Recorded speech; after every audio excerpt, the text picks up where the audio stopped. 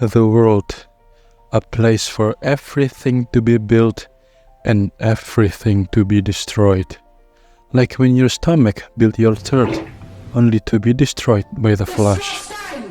All of us as human are also included among other things that lives in the world, that keeps on reproducing and eating and reproducing and developing and reproducing, all which are bound by the time that keeps on moving.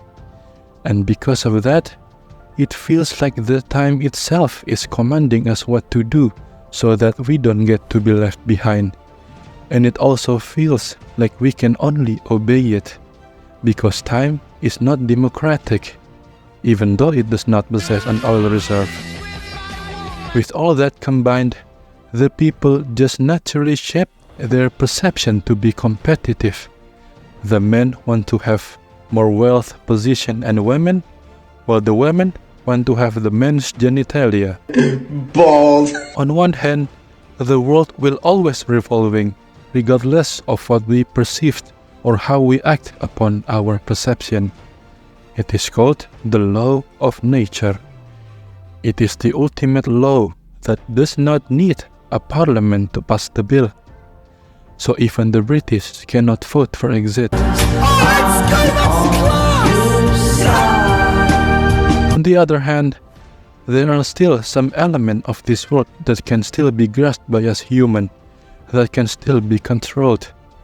Like it or not, our social life is also included as one of those elements, so it's probably not a conspiracy theory if I say that the globalists are controlling the maidens to not be attracted to us. Who I'm telling you, it's them. All sexually active men, I should say. When a woman tells you, don't. Not to mention, even breathing is not considered as a condition to be alive anymore. They said, you haven't lived if you don't have experience. Well, maybe it's true if you learn something from the experience. But what about the Titanic submersible? I mean, did the marketing said, let's experience the Titanic, huh? On top of that, to exist among the society is also a compulsory.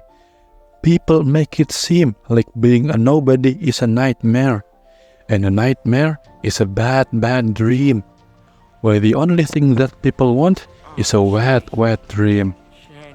In resonance to the moving and changing world, disruption is a regular now. At one point, you might think that you are following what is popular. Then, on the next day, it's not even relevant anymore. Again, you are left behind. Again, people farts to your face. Because of that, gaining other people's validation is a trend nowadays. It's like the whole world is running for election. Hence why everyone is competing for something.